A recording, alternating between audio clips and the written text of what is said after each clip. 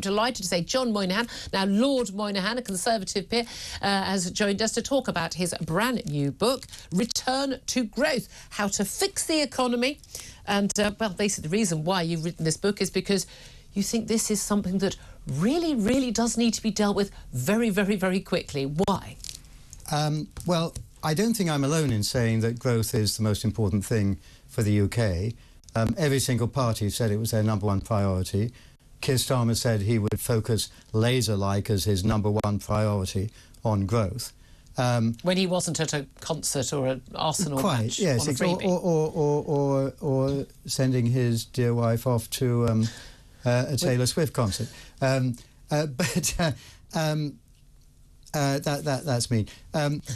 But the thing is that everybody talks about growth, and the first part of that book is to say, well, what do we actually mean by growth? Because at least in the general election, nobody seemed to have a clue what it meant. Yeah. I think we're getting a little bit beyond that now, but still understanding what growth is, understanding what we need to do to achieve it in this country, understanding why it's really important. None of these things are really being talked about. No, it's just a slogan. And I wonder how many politicians even understand, especially many politicians who've been career politicians, haven't worked in business. You're a former, you're a businessman, you're a venture capitalist, talking about growth. Business and banking has got a very bad name in this country. Oh, you want to make money because, and that's somehow a bad thing. But the reality is, most of the public services that we have are paid for by people, by business and by people creating wealth, creating jobs, paying a heck of a lot of tax and funding a lot of these things. But this is a key thing, isn't it? Because this isn't something that we need to do at some point in the future. We've already seen a massive decline in our living standards in the last 10, 20 years. We really have a massive hit since COVID. That all of those costs need to be paid for. It's almost like no one thought this through. But there seems to be just everyone talks about it. So what does growth actually mean? Because we can't just be celebrating 0.1% growth. That's not going to do it. Correct. Well, and also it's what is your measure. Everybody talked about GDP as a measure, which was a terrible mistake. It led to all sorts of policy mistakes. The important measure is GDP per capita. Per person in the country. Because what growth really is what it does to the individual citizen in this country. It's what their wages are going to be. It's what kind of services we can offer them. It's what kind of enjoyment of life that they can have. All of these things come about by virtue of economic growth per capita. So we talk about GDP growth of 1% a year, which, as you say, is neither here nor there rubbish for anyway. People. But in fact, GDP growth of 1% a year is GDP per capita growth of 0% a year, because we're growing capita by 1% a year. But for years we were told that mass immigration was increasing our GDP. Wasn't it all great? And many people, including myself, no, the average person isn't getting better off. We're just sharing out a bit more wealth with a lot more people. Well, GDP per capita has not gone up since 2008, nearly 2 decades. What's happened since 2008? Now, yeah, for sure, it's a number, but at the same time, the wealth per capita that we enjoyed and the money we had to spend per capita hasn't moved since 2008. And yet, a lot of people have got quite rich in that time. Yeah. A lot of your audience will have seen their wages go up, will have seen their wealth increase. If you've got 0 growth per capita, and this is why growth is so important, if you've got 0 growth per capita, for every person who's done better, and that's people down in London and particularly in the civil service and anything like those train drivers that you were talking about who are associated with the government and who the government's too scared to face down, if they've done better, for everyone that's done better, somebody else has done worse. And I find it was very interesting that several of the unions in the past few days have said net zero is all very well, but it shouldn't be achieved on the backs of our workers. And I think that is the start of a crack showing in the lunacy that is net zero and other concepts like the magic money tree. People are coming back to believing in modern monetary theory right now. Well, after years when, I mean, we had, the bailing out of the banks of 2008, the bank crisis. Now, there were reasons why that, keeping basically the entire economic system going. But then also the furlough scheme and the huge sums of money that were spent basically paying people for years to sit at home. By the way, still a lot of them still at home haven't got back into the office. Now, I mean, we've got to have, anyone who had half a brain was saying, well, we're going to have to pay for this at some point. We know people like Rishi Sunak, when he was Chancellor, was pointing this out to the likes of Boris Johnson. But still he did. Let's eat out to help out. Here's some dosh for going to your nearest restaurant. That was absolutely irresponsible. Oh, I think it was a great idea. We should have carried it on. Part of what led to the massive inflation we had. I've heard that was a small amount of money in the big scheme of things. I've heard politicians saying that that all this is a global thing. Ukraine, inflation, energy, and so forth.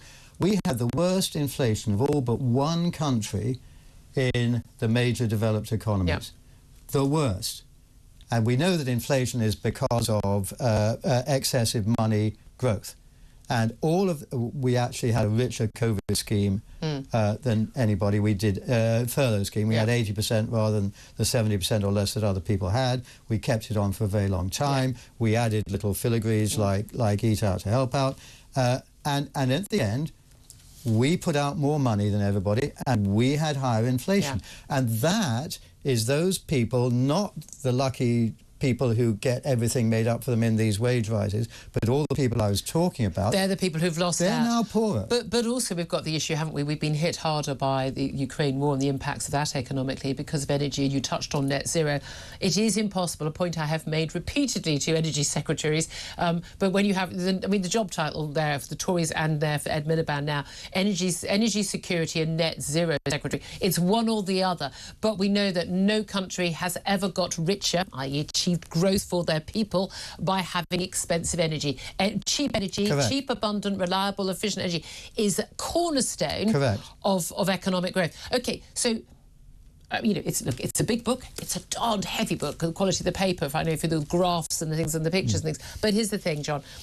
How do we actually do this? Because you were someone, you backed Liz Truss, OK? You were a big backer of hers. She was the one who gave you your peerage, although you were chair of Vote Leave. I know that, you've been offered honours and things by Boris Johnson as well. But here's the thing. She's been accused of crashing the British economy and the interest rate inflationary rises we've seen. We know a lot of that is just stirred up and absolute nonsense. However, give us in a few paragraphs, how do we've established the problem, how do we return, as your book says, return to growth? All right. Well, let's look at it through the prism of the Conservative leadership contest, which you've been spending a bit of time about on your show. All four candidates say growth is the number one thing. All four candidates now have moved to the next stage, which is saying you only get growth if you've got a smaller government, less taxes, and much less regulation. I thought Kemi spoke quite feelingly to regulation on your show yesterday. All four are saying that, interestingly. So we've made progress. We now have the prospect of having a Conservative leader who at least recognises those three things.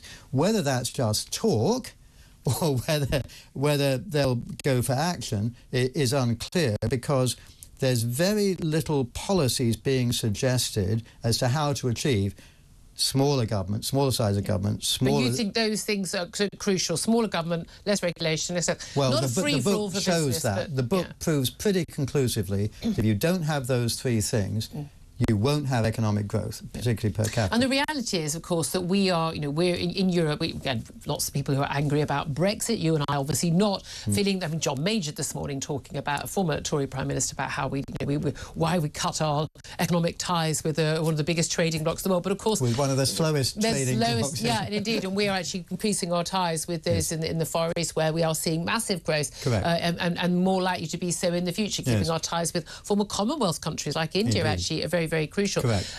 Is that where Britain's future lies? Correct.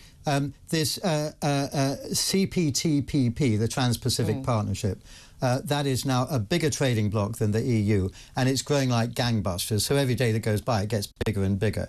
And we have now signed up to that, thanks to a series of trade ministers who got that going.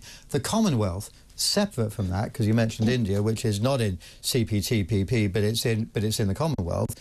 The Commonwealth is a bigger trading bloc than the EU. And if you think about the Commonwealth, I mean, just a little thing.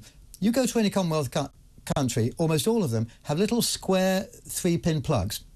What does that tell you? You think, oh, well, that's silly to talk about just little square 3-pin. What it means is they've got an electricity system, 240 volts, going all the way back to generators, to transmission lines, to everything.